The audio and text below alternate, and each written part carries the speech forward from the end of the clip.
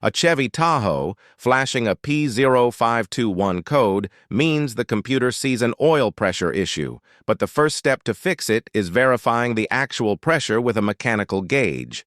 Replacing the oil pressure sensor and its tiny filter screen solves this problem most of the time. The P0521 code triggers when the engine control module detects that the oil pressure sensor signal is out of the expected range. This often sends Tahoe owners into a panic about a failing oil pump or a ruined engine. The reality is usually much less expensive. The sensor is located at the back of the engine block near the firewall. Over time, the sensor itself goes bad, or the small mesh screen sitting directly beneath it gets clogged with sludge. When that screen clogs, it starves the sensor of oil pressure, causing it to send a false low reading to your dashboard.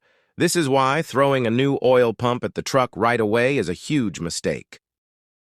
You need to hook up a mechanical oil pressure gauge to the engine block to read the true pressure.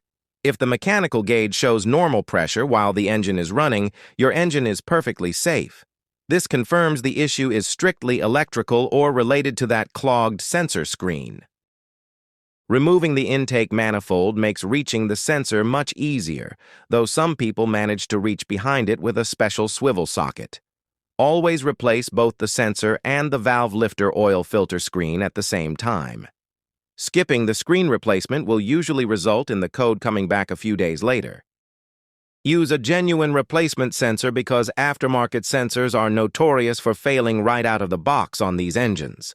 Once the new parts are installed, clear the codes with a scan tool and start the engine.